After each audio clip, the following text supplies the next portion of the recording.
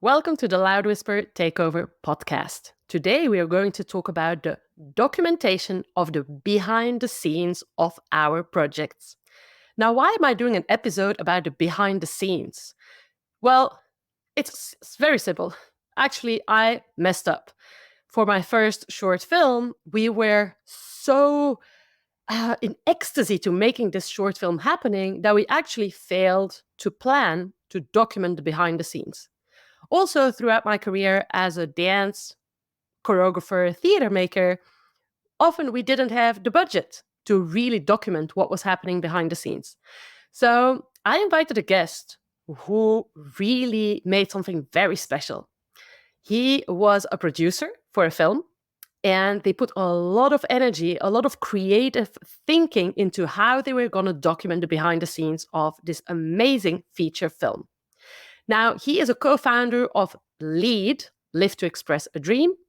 He's also the co founder of Untold Stories, a production house. He's based in Belgium. He has a background in dance and choreography, but also in writing, in theater, now in film. He's also a producer. He's a multi talented, multi skilled human being. Please welcome Yves Ruth. Hi, Yves. How are you doing? Hi, Cindy. I'm doing great. Thank you. That's an amazing introduction. Thank you. I feel honored to be on your podcast. I'm super excited to talk to you today to learn and to not repeat my previous mistakes. So, first of all, before we start to go into how you created the behind the scenes of this movie, which is called BXL The Movie or BXL The Movie, that is coming out end of the year. Can you first tell us a little bit about you, about who you are as an artist, the different things that you get involved in on a daily basis, what you're passionate about, and so forth? Let me do this in a sort of a nutshell, and I'd like to entertain myself because we get in those places where people ask us this question and then we become redundant. I would say that I'm a person that is in love with people, even though it comes with risks, obviously, because you can lose yourself to people. But that's my driving force in the sense that I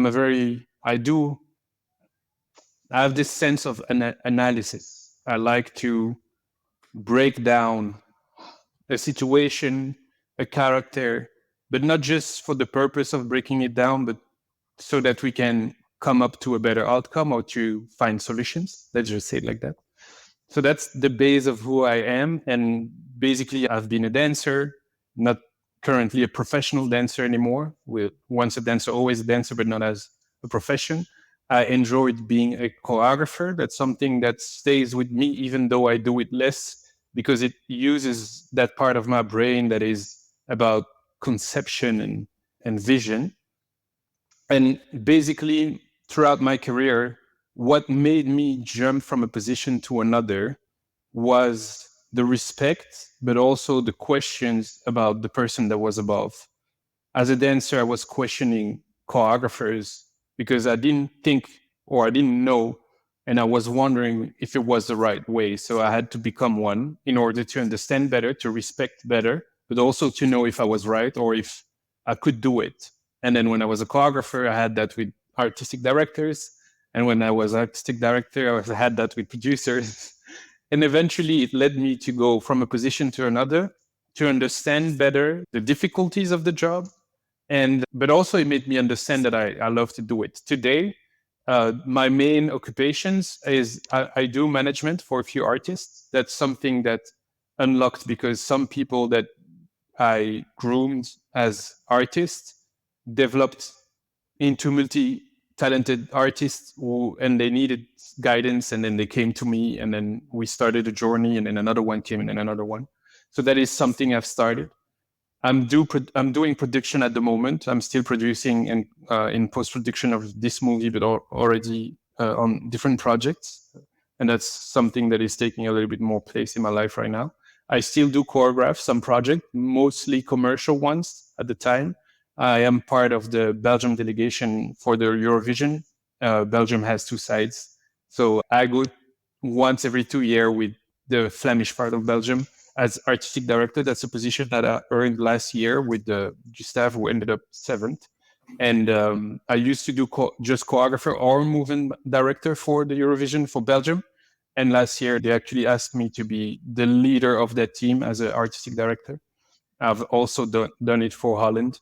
So at this time, there is this multi-brain going one day, okay, I got to be a manager, and then do as much as I can to push my artistic side on the side.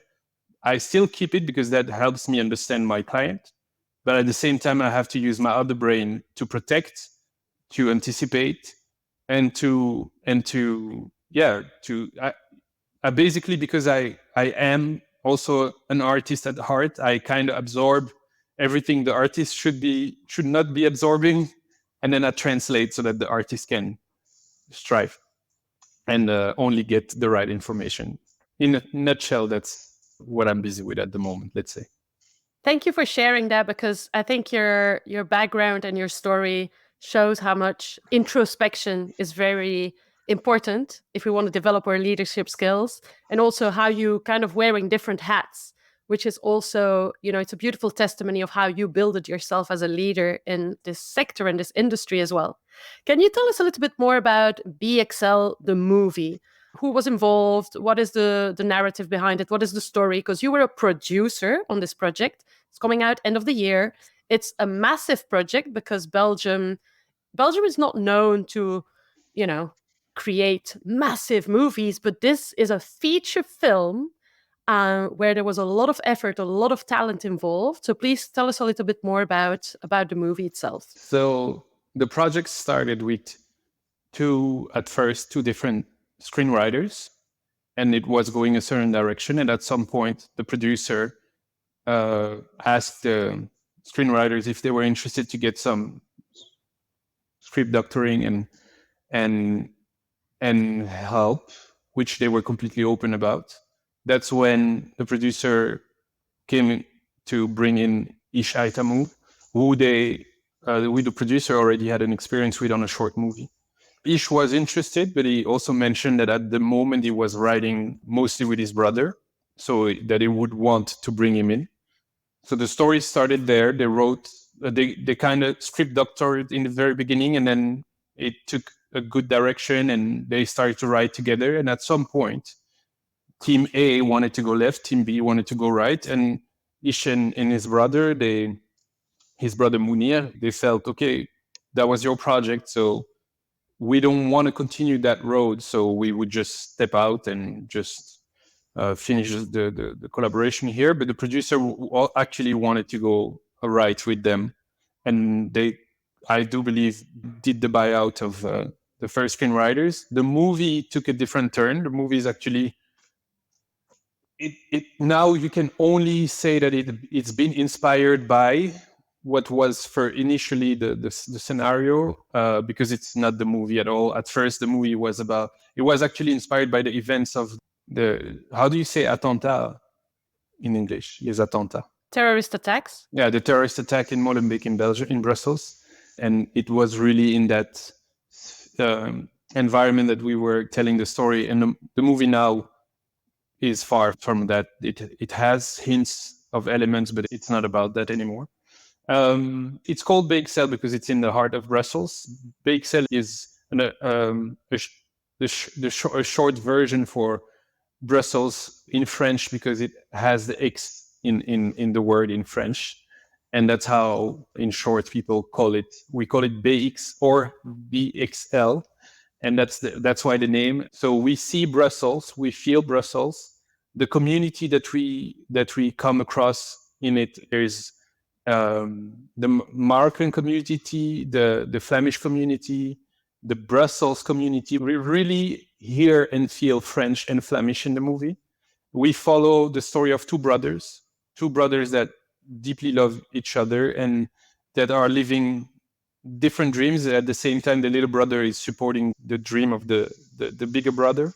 And the story talks about dreams, but also about how dreams how your surroundings, how your environment, your community, your culture can come in the way sometimes of the dreams that you have, and the question of is it possible to dream when we come from a certain background. And those questions are very vibrant in the movie, because I think a lot of youngsters that come from certain backgrounds and don't know that there are so many outcomes before they get to those places, don't know if the reality of their life could allow them to dream a certain way, or to even believe that there is certain outcomes for them.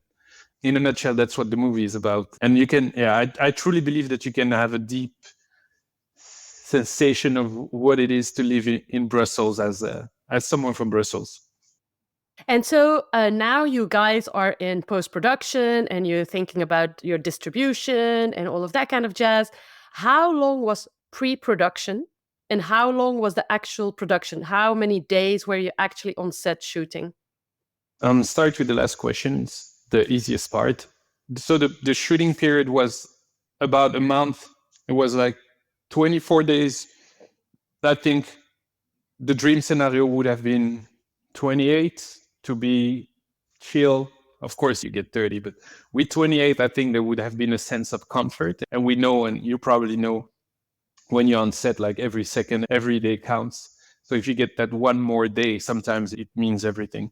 So with those 24 days, we actually managed to come to something that we all feel very proud of, despite the fact that obviously when you finish with the montage and you look at it, here you could have an and this, and but obviously that those are the things that you only learn by doing your first, and then it only gets better as you go through the next project. Pre-production, from the moment they started writing, which was, and because of the story I told a little earlier, it took actually 5 years to get there, because there was other people, and then you needed to change the narrative and come to, okay, now it's the two brothers. And from that point on, to come up to that new scenario, which was different to the first one, which already got like this support for the writing. Now you gotta have a new support for the writing. So the process starts from scratch again. And then when you apply for subsidy the first time, and then they tell you no, but then you gotta go for the next time, all that stretches everything. I came into play. So if you take that period of 5 years where I was actually not involved on the project, come now to last year, let's say at the end of the first trimester, the producer was actually, okay, we got the funds, and now we're going to go for the other funds, because in Belgium, that's how it goes. You get the main funds, and then from the moment you get those, you can apply for the other ones. It's like you get validated, and now you can apply for all the funds. And people know, okay, the movie is going to happen, just a matter of time. From that moment on, the producer, Potemkino, a Brussels-based production house, Flemish production house, was in discussions with the directors about, okay, I would usually work with this line producer on the project before and during the shoot.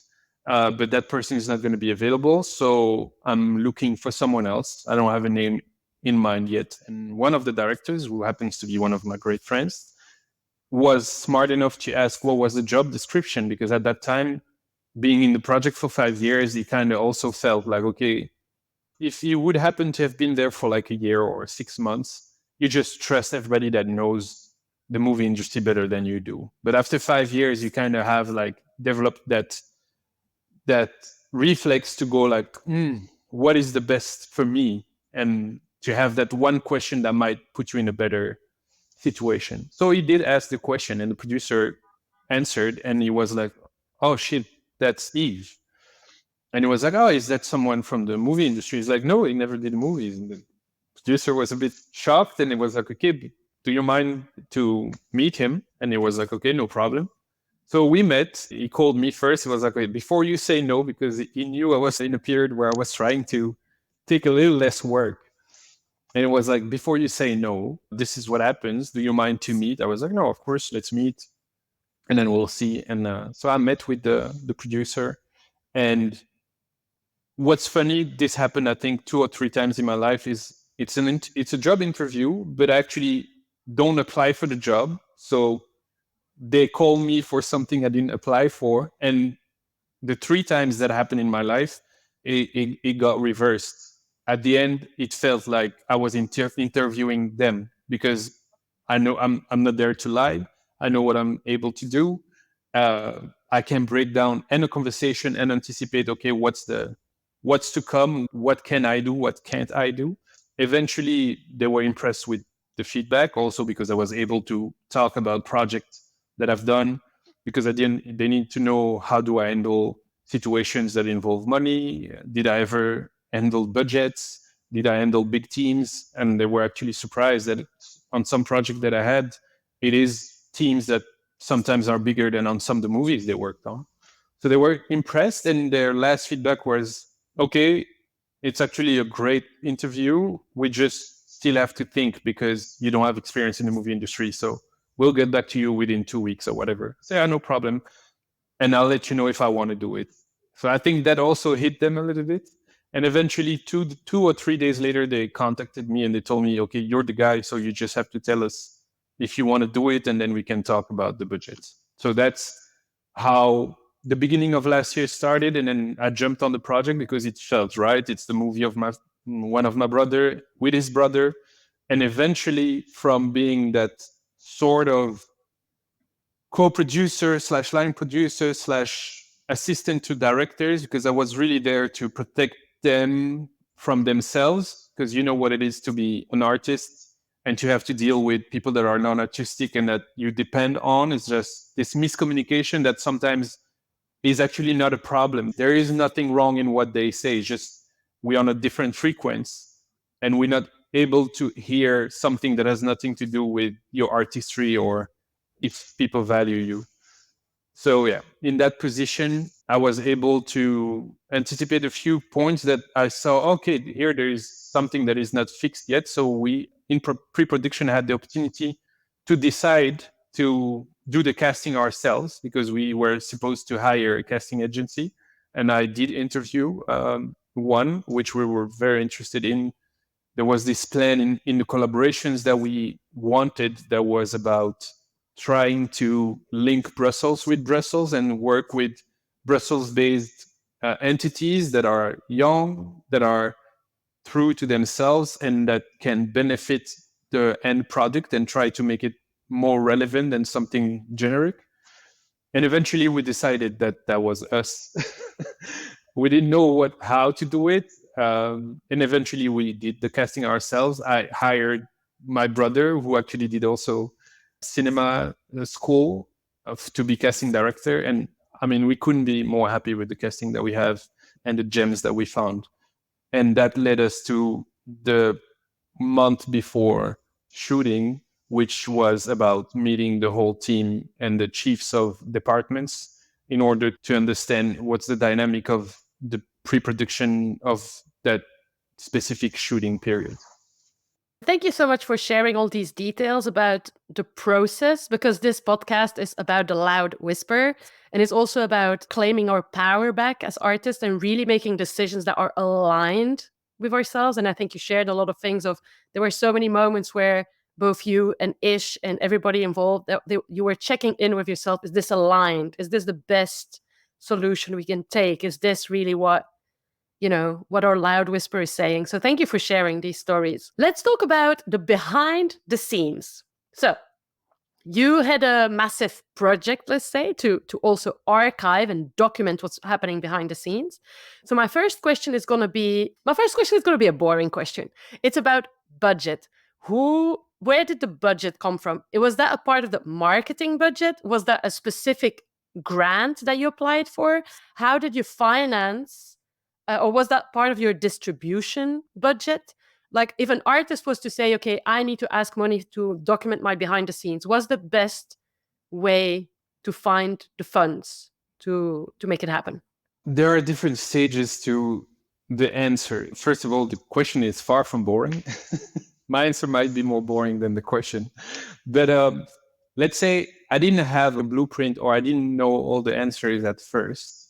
I knew I was on the project. I knew I was on my best friend's movie, which is the best start point because I was detached enough to know, okay, I'm here anyways, and I'm comfortable. So my manpower is already there. Okay, now what are my strengths in that base scenario where I actually don't know anything? it's asking questions. The producer also wants money to come in, so he already has maybe a few answers that I can go pick in, and then there is what I believe works for myself. So going into those meetings with the producer Peter from Potemkino, I kind of learned, okay, there is a budget from their side, which is marketing and communication, and there are those base scenarios that production house do for every movie they do. From the moment you get funds, there is a part of that money that is allowed for that part. Now it's just a matter of who's in the team to discuss how much and what to do in order to talk about your movie. Because at the end of the day, what do companies do? Old companies. They do a press event, they print flyers or posters or billboards, they buy space for commercials, they shoot commercials. We can break it down quite easily. They do campaigns. And then from all the examples we can witness and break down by ourselves, and then it's just a matter of, okay, now that you are in the building, how much does it cost? And then, to do a photo shoot, you guys pay 60K. I saw the photo shoot you did last time. It's nice. We can do the same quality. We might not have to use 60K, and maybe if it's 60K for the whole communication, but you would have put it only in that, can we break it down into? And then it's going from a meeting to another to see where I can put my hands on some money.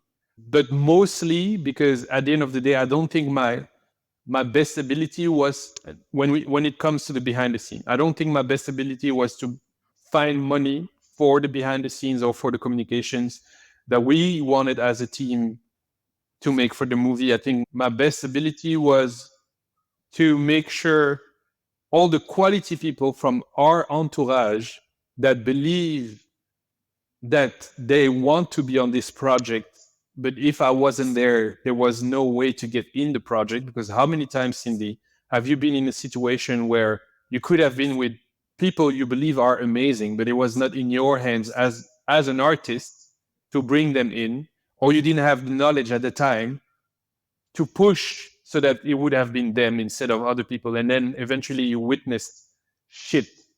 It could have been better, and it could have been better also for my heart. So for having the path that I have, I was also in a great position, which was not artistic, to be that person and be like, okay, I know some of my friends, they have work, but they make space and they find the time, but they're competent.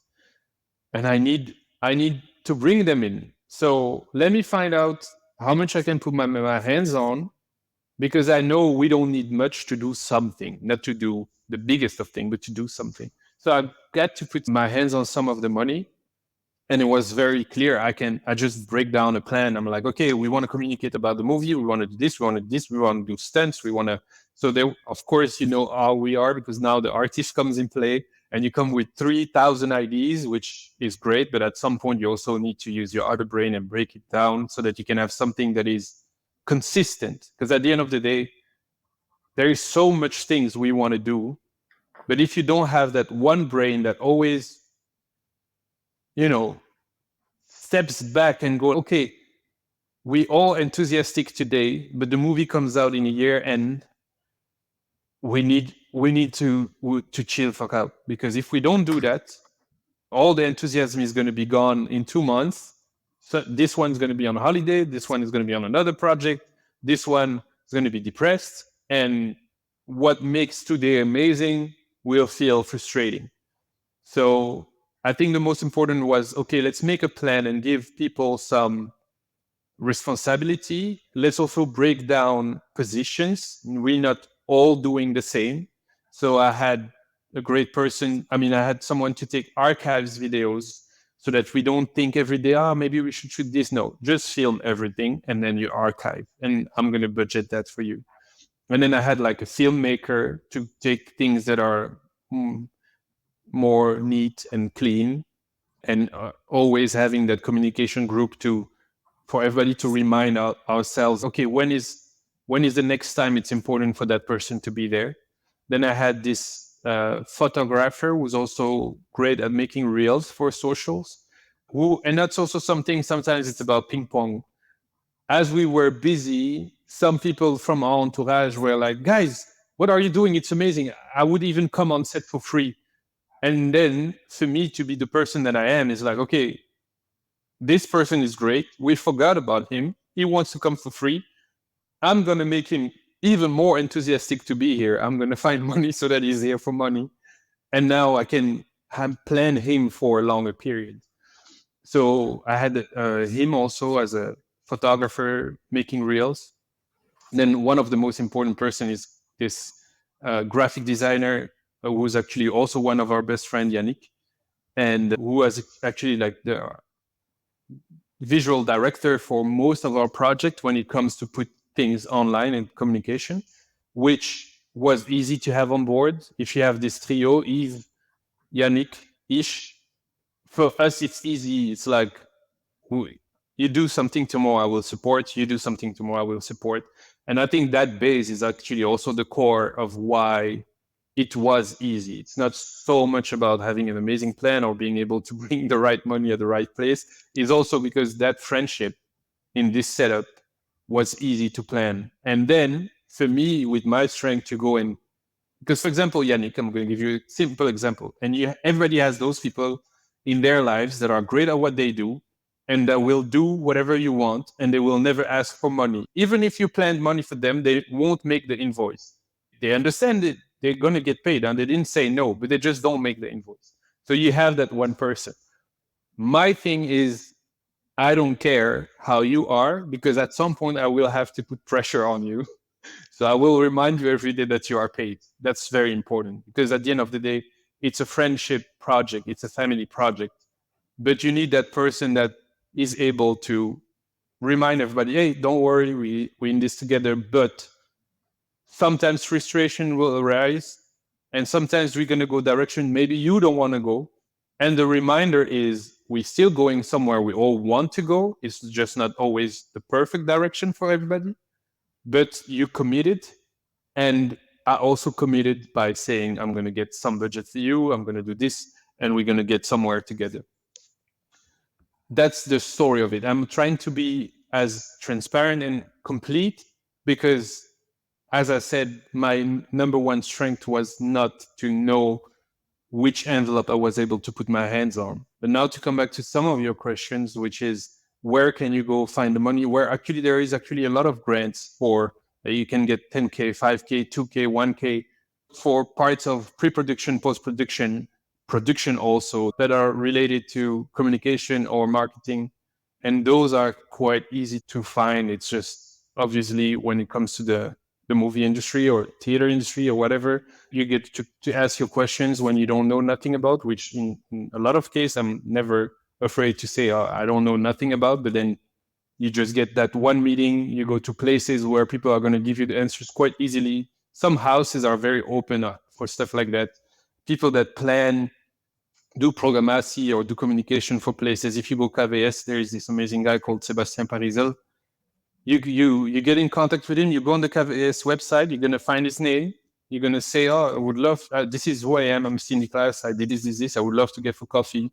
I heard from you from Yves, and I heard you have a lot of answers in terms of where to get grants. And he's going to get a coffee next week with you. It's just this matter of we gotta open the doors that we have for one another in order for people like you and me, because we are late. When I see how accessible everything is today, if we had half of this when I was 15, call me Spielberg. It's just this thing where we didn't have access to anything and we were not in a country that has an industry of dream. Just to compare to, not to say that America is great, but in that note, you can have nothing and feel like you can have everything tomorrow. That doesn't mean you're going to have it in one day, but the dream feels real. Here it's, you have to believe in you, not in the dream. I don't know if you see what I'm trying to say. There, I feel like the perspective, something that you can reach towards, is more physical and something that you can put a vision to. And here, I believe it's more about you. I've seen other things.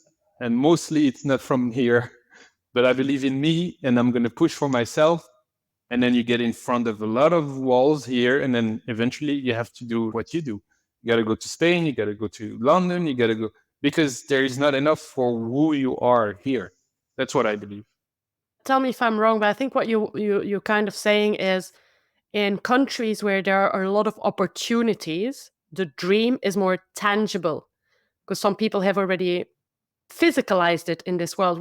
Whereas in Belgium, we are very often in the position of we're going to pioneer it here in Belgium because the resources are absolutely not the same. It's a small country. There's less support for entrepreneurship and so forth. So you have to be the one that truly believes in your skills because you're going to be the first Belgian that is going to make it happen. But we can't say, hey, we live in a country where everything has been tangible, has been made a reality. We've seen it made real in other countries, but not in ours yet. That's very true. So I want to bounce back on a couple of stuff that you've said about setting up your team for the behind the scenes. Something that really transpires here in the things that you're sharing is you're a people's person. You really try to find those answers and put a team together that is aligned. You talk a lot about, I think, trust. It's a family project. It's based on previous connections. Like we have similar values. Trust is important in the collaborative process. So you had sort of a department that was in charge of archives, film whatever there is to film. You have sort of a department that is focused on film specific moments, which are being discussed in advance. You have a guy that is in charge of social media short sort of mixes, so that everything is following on social media. You have another department that is about photography and taking photos of the behind the scenes. And then you have somebody that is a graphic designer. You also talk about, okay, we need to communicate about the movie afterwards. And one of the things we need to communicate is this enthusiasm. We need to capture the enthusiasm, which you can only capture when there is momentum. Like in 1 year time, you don't live the things the same way, right? What is it when you were thinking, okay, there are specific moments we need to film in the behind the scenes? How did you decide what those moments were so that you would communicate about the film and about the enthusiasm?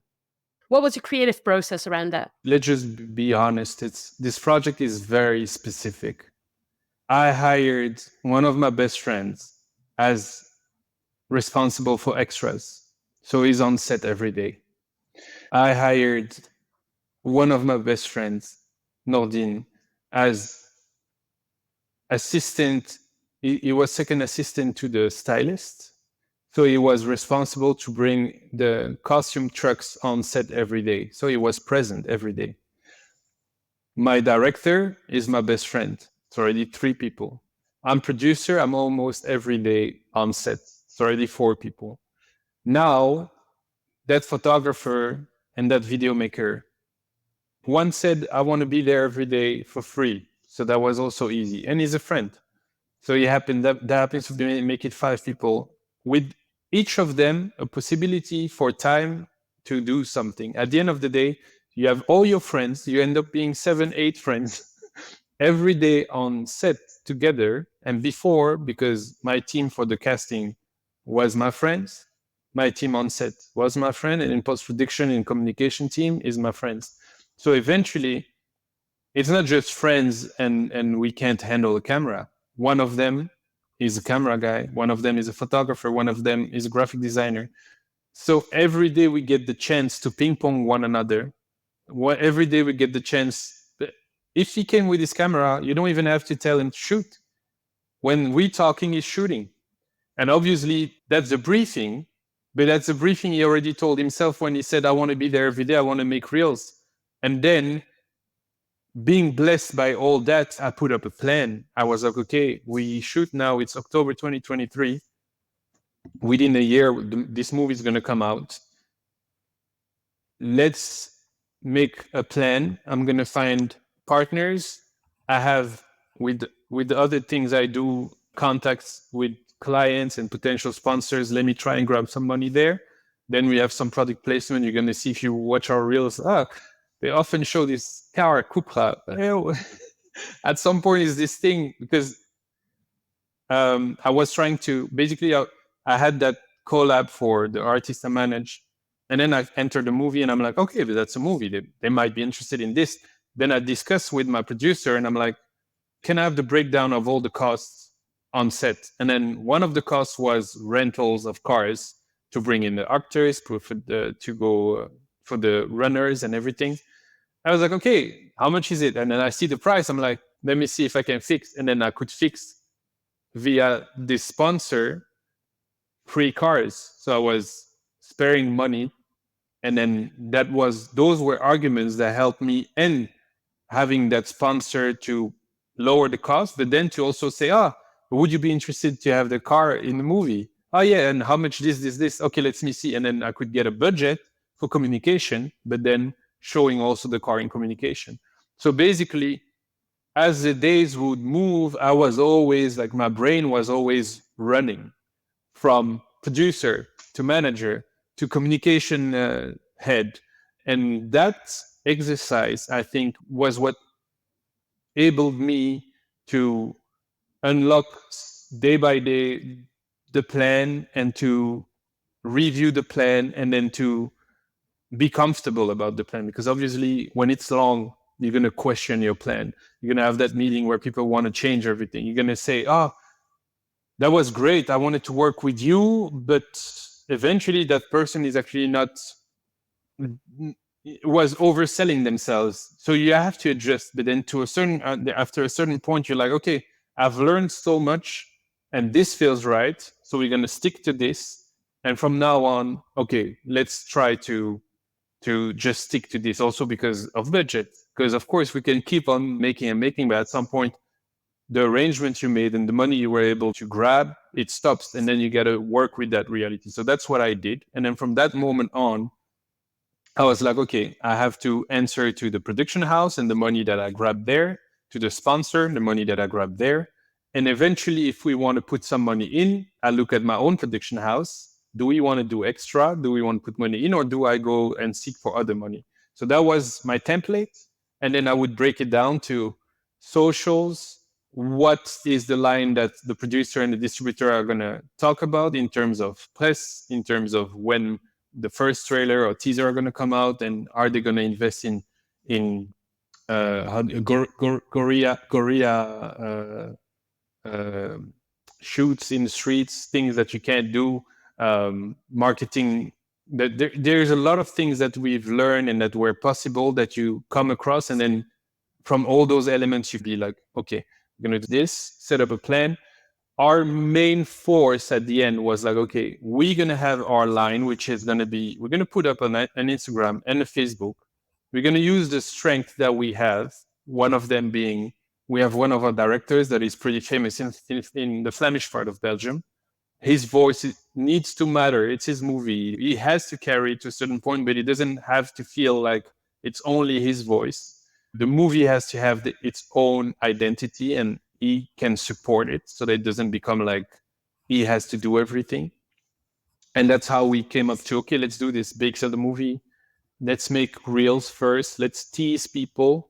Let's involve, because you talk often about during the process, what was the artistic plan? Basically, I think from the moment I was on set, I was like, okay, you see how much extras we have? You see how much fun they have? A lot of them had a lot of experience on sets, but most of them would say, people never talk to us. We don't get to hear a proper hi or goodbye at the end. Here, every time on set, we would thank the extras. We would say how special they are. We would take pictures of them and then post it on Facebook, tagging all of them. But that's because my responsible for extras knew each and every single one of them. And we listed them because we have more than 300 extras in the movie. And we would list in each every one of them. And we would add name and everything because you got to make the quit claims. And then I was like, okay, then add the Instagram, because then we know already when we have pictures, we can tag them, because then they're going to repost. And then in the comments, we know what to say. And I have to make my responsible for extras also someone from communication, because this guy is actually very essential to those people that are also going to attract their own community. If you have 300 extras, that makes maybe 600 people that are going to come see your movie. I like to think on little scales because I don't believe I will be responsible for a movie to become a blockbuster. I believe we have an opportunity for everybody that can be close to us not to miss the movie. You know, sometimes we come across our project in life and we go too fast and we forget to invite the people that should actually be there, and we perform for those people that are actually the least connected to what we've gone through and the artists that we have become. And a project like this one really gave us and me the opportunity in that position, not being the artist, because that's also super important, because as artists, it's always too complicated to think of everything, to be able to remind everybody about that every single time. I think my main quote lately to my team is, yes, we applied to the festivals, but now the conversation is only about the festivals, that it seems like we failed if we don't get in the festivals. Can you guys remind yourselves that we are making a movie? That's my main quote. It's like, I don't give a fuck about the festivals. We made a movie. Cherry on the cake. Let's get in the festivals, but let's not make it our main conversation. And that's the same take I have and had about the communication. So every day I would come, I knew I had people that had the energy to do something I couldn't do on myself. When we artists, we want to do everything because we don't have the resources. And here I knew I was bringing the resources, which was our people with their quality. So now I don't believe we have like the perfect plan or anything, but at least we have a plan. And I feel that we are consistent. And I feel like even if it's long, that as long as we stick to that plan, whatever is extra to what we planned is the cherry on the cake, but that we don't have to change the plan. And that is, those are, we had some frictions about, oh, it's been a while we didn't post and this and that, because people got excited about what happened in the early stages of having a reel out. And oh, a lot of people have seen it and everybody's excited. But of course, the movie's not coming out before a year. Can we calm the horses and be pragmatic? And we also don't want to get people annoyed with our project. Is like, after 1 year of BXL, BXL, BXL, is it the smart thing to do? I decided not to think like that. I was like, maybe it's not, but it's our first movie, so let's just celebrate for 1 year. I'm going to regroup it. I think it's important what you said about when to post, because we want to post about what we've just done, because social media is something about what is happening in the moment. However, when we have a film, it takes so much time to go into post-production, and you need to create a buzz just before it's coming out, not just after you came out of production, which is obviously when that enthusiasm that you're talking about is the highest. But you need to create that buzz a bit later on for your audiences. So when to post needs to be strategic. You were also talking about, should we talk about it for a year or not? Or I just want to mention one example. Do you remember the LXD from John Chu, Legion of Extraordinary Dancers? So for those that don't know it, it's a series that John Chu, a director, created with dancers. So the lead characters were dancers. Part of the majority of the narrative was told through dance. But actually, that guy was talking about the fact that the LXD was coming out for, I think, about a year before there was anything to show. So he made the buzz, just him talking about how excited he was about it. And I will always remember that marketing campaign because, the LXD became something massive. It's probably now a decade ago or something, but his strategy to communicate was very innovative back in the days. I'm going to regroup what you said before. So there was no particular plan for the behind the scenes. You do, however, make budget available. So you're saving money right, left, and center. You bring in sponsors, you make budget available because you know that the behind the scenes is important. You know that that will help communication for the movie. From my understanding, it's the what you were filming was collaborative, and it also kept kind of shifting and tweaking on set while you were going through the process. There was a part of it that was a bit like, okay, we're going to do it a tiny bit of guerrilla style. Some things will be very curated for Instagram, Facebook, Shorts. yes, we're going to give a voice to the director because there is some fame attached to the director, but we don't just want to give fame to, we don't just want to draw our marketing based on the fame of the director. The movie is actually about community, the story of the movie, but then also the way you set up the team, the way you did the casting, the way you brought people in was all about community building. So you wanted to also the behind the scenes to be for the community, by the community, and give a voice to the people that we might never hear about because it's going to have a ripple effect, such as really highlighting the work of the extras and so forth, and give an identity to the movie. Am I summarizing it well? Completely. Okay. So then my next question is, once you're going to start posting these behind the scenes, what is the main message or the main kind of buzz that you hope will be created from all the behind the scenes, that you've been filming? Once that comes out, what do you hope to make future audiences feel or want to know more about?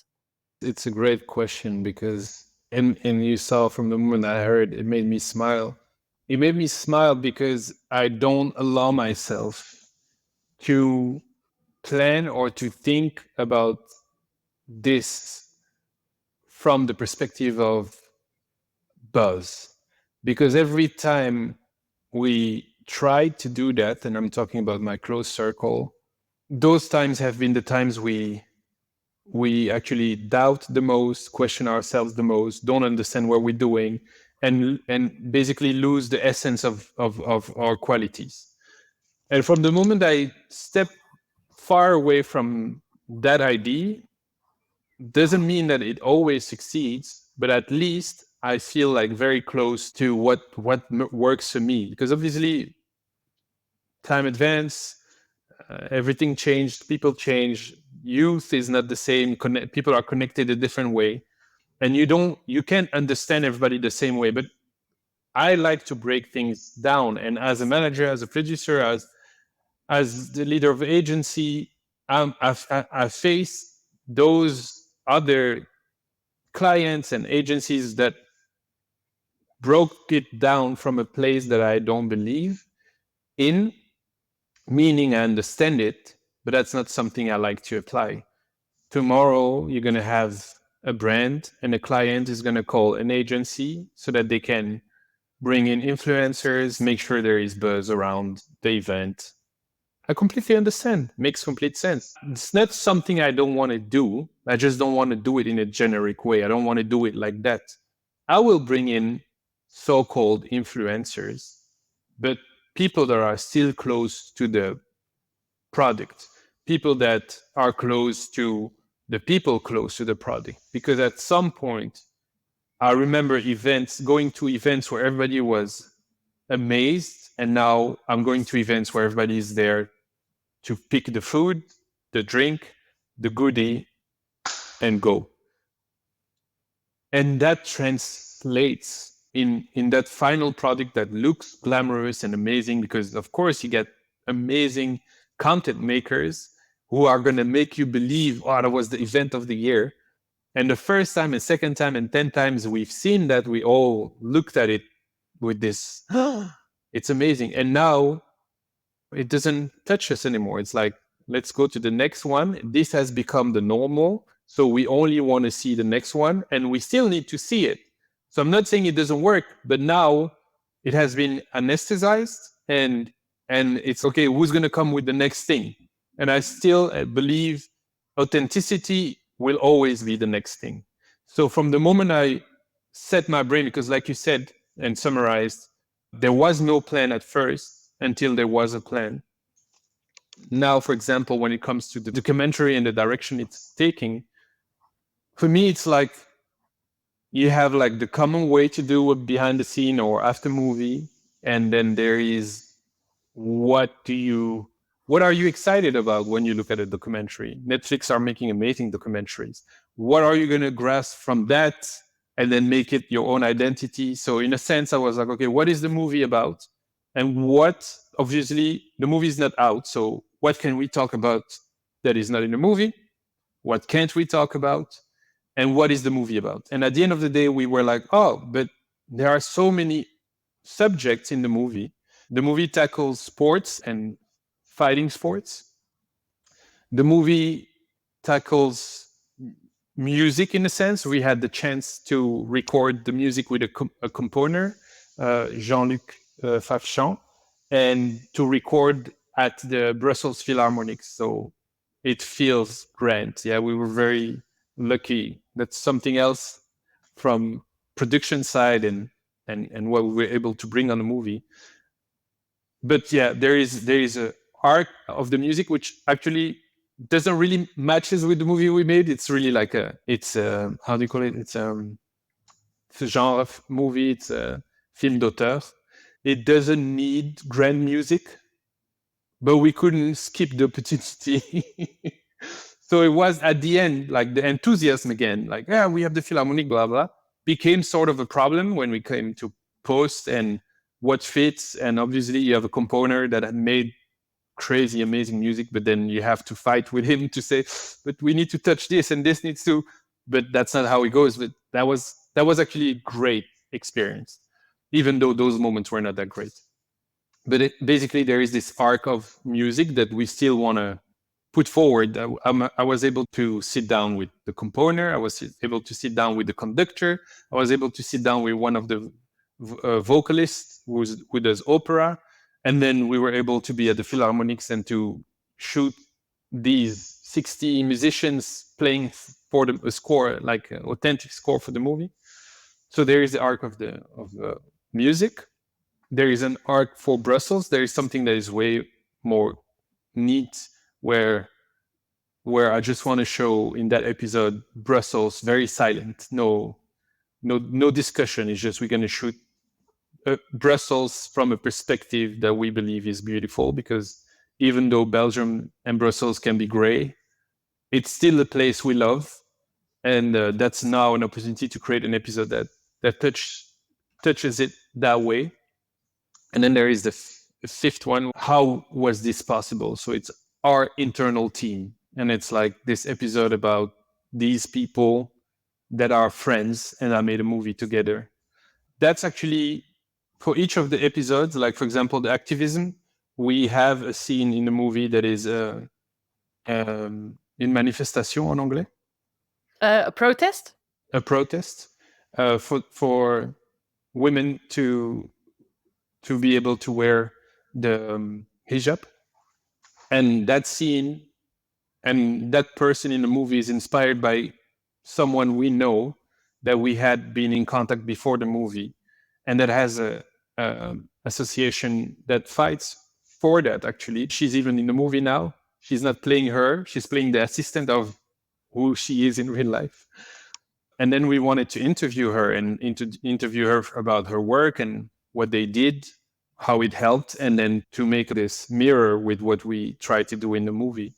And the same with the MMA that has a small place in the movie. We also met with the coach of the national team of Belgium of MMA. And then he was actually the coach of our main actor in order to get ready for the movie. Eventually, we, with the whole team, went to gave 2 fights of 2 of the people he trained. We developed a friendship. So it's like real life facing our movie. One of the important sparring partner in the movie, in the important fight, is actually a real MMA fighter who is actually now growing like crazy from Belgium. I met him 2 years ago in Cuba. I was like, this guy is like Drago in Rocky 4. And our actor is like small and this guy is huge. And I remember my director was like, no, he's too big. And I was like, but that's entertainment. That's what we need. So I thought to bring that guy in. Eventually we all saw it on screen. Everybody's like, that's, sometimes you try to be too real when you do film d'auteur, but you still have to remember we had the movies. We need to have that spark of dream. So yeah, that's the angle of the behind the scenes, which is less about shooting the movie, because at some point I think our reels on set were showing that enough. And if we would come again with that in a little documentary, it would be like, oh, it's nice. It's another format, but it's the same. And we understood. And now we know you guys and we've seen you guys. And I thought, okay, this angle is actually what will be missing. It's, oh, we have the final product, but how did you come to that? And then we chose those arc to be like, okay, let's talk about those things that we believe are interesting and important, even though not the main themes of the movie. They are important themes.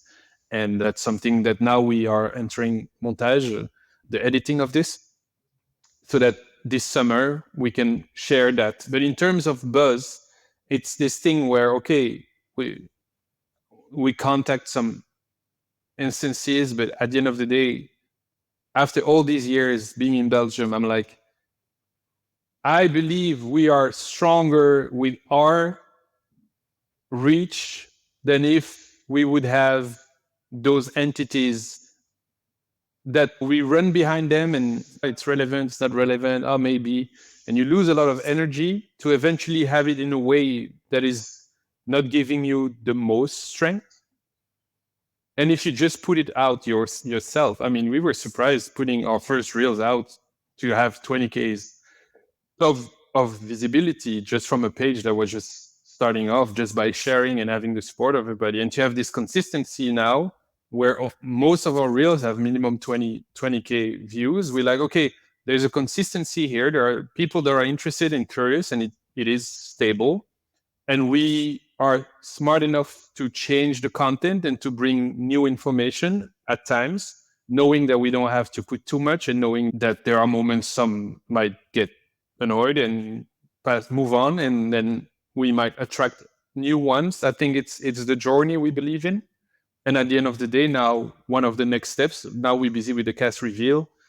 Starting from next week, I think we have the poster that's going to come out, and then the trailer is going to come out, and then we have this little documentary.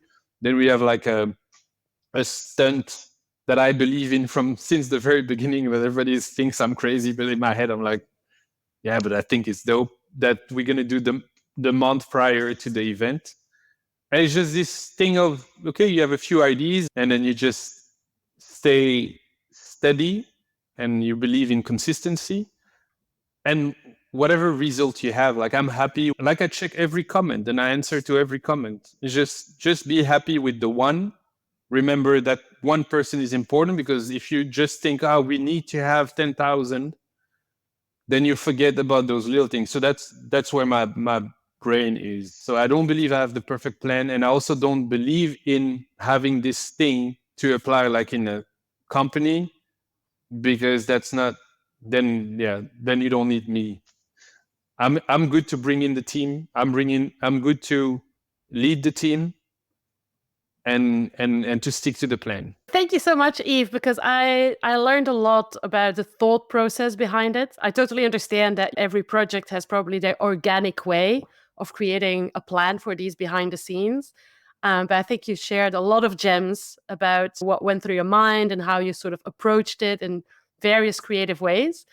So I feel very enriched after this interview. So thank you so much. If people want to know more about you as an artist, want to know more about you as a producer, where can they find you on social media? Or do you have a website? And as well, is there perhaps a link we can follow to know more about BXL The Movie? Of course, on social media for BXL The Movie, it's BXL The Movie. You can find it on Instagram, BXL The Movie, and on Facebook. So that's for the movie. For myself, it's just Yves Ruth on social media. You can find me on Instagram. Thank you so much, Yves. You're welcome. Thank you. And all the best for BXL The Movie. For you too, and I hope to also see more of your work. I've sent you a message recently, and I really mean what I said. So I only wish the best for you. Thank you.